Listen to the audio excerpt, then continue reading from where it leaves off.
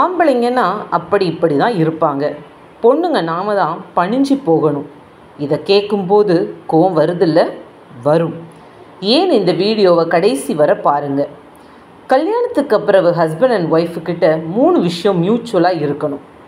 First, apology. யார் தப்பு பண்ணால் என்னங்க, மன்னிப்பு அப்படிங்கிறது பொதுவானது. கடைசி வரைக்கும் நம்ம கூடவே வாழுறவங்க கிட்ட எதுக்குங்க ஈகோ? மனம் விட்டு மன்னிப்பு கேட்டு பழகிக்கலாமே. ஆக்சுவலாக மன்னிப்புக்கு பொண்ணு பையன்னு ஜெண்டர் டெஃபினிஷன் கொடுக்கக்கூடாதுங்க. சண்டை போடுறதுலாம் ஒரு யூஸும் இல்லைங்க. ரெண்டாவது, காம்ப்ளிமெண்ட். சாப்பாடு நல்லாவே இல்லைன்னு கம்ப்ளைண்ட் பண்ணுற ஹஸ்பண்ட், இன்றைக்கி பொரியல் நல்லா இருக்குன்னு சொல்ல கற்றுக்கோங்க. 10 ஐட்டம் வாங்கிட்டு வர சொன்ன இடத்துல 8 ஐட்டம் வாங்கிட்டு வந்தால் 8 ஐட்டம் கரெக்டாக வாங்கிட்டு வந்திருக்கீங்களேன்னு காம்ப்ளிமெண்ட் பண்ண கற்றுக்கோங்க.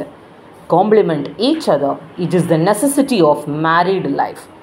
மூணாவதாக, ரெஸ்பான்சிபிலிட்டி. அம்மா வீட்டுக்கு போகிறது தப்பு இல்லைங்க.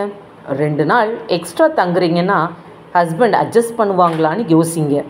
அதே மாதிரி ஹஸ்பண்ட் மனைவி இல்லைன்னா வீட்டை க்ளீனாக வைக்கணும்னு ரெஸ்பான்சிபிள் எடுத்துக்கோங்க. ரெஸ்பான்சிபிலிட்டிங்கிறது 2 பேருக்கும் பொதுவானது. இந்த வீடியோவை உங்கள் பெட்டர் ஹாஃபுக்கு ஷேர் பண்ணுங்கள்.